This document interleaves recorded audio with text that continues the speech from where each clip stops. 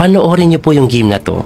Huling tira po ng Black, Bishop C6, pinipin po yung kabayo. Since depensado po yun ng Reyna at ng Pawn, hindi pinansin niya ng White, nag-develop lang.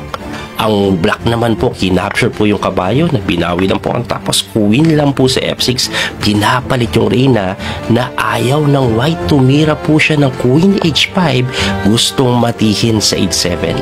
Siyempre, dinipensahan po yan by playing Rook E7, tapos nag-Rook E2 lang po ang White dito. Bakit dodoblehin eh?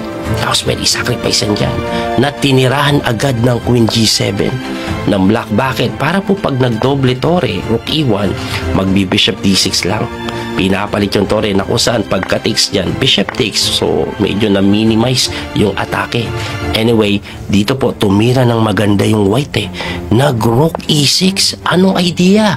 Gusto pong pasukin dito. Ayan, madadali. Kaya nga po napilitan ang Black na itakbo yung Bishop sa F8 para yung tore hindi makapunta doon. Siyempre, hindi titigil ang White sa pag-atake. Siya po ay nag-Rook F6 na medyo kabigla-bigla kasi libre. Pero hindi mo makapture, mati ka sa H7. Anong idea?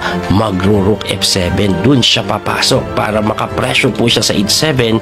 Kaya napilitan po ang Black mag-King G8. Hindi makapasok yung tore.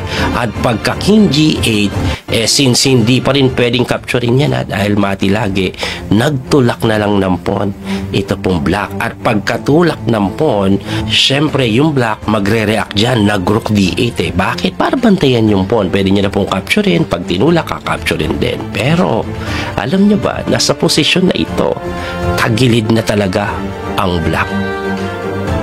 Opo, may tirada dito pang malupitan, mapaparesign ang Black. Sige nga, tingnan natin kung makikita nyo kung ano yon. I-post nyo po yung video. White turns to play.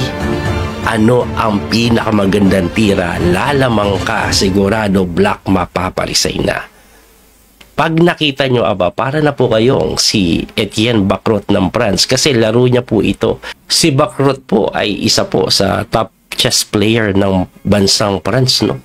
At some point, alam ko, nag-number 1 siya doon bago pa dumating sila MBL at Alireza Firuze. Anyway, nakita nyo ba yung sagot?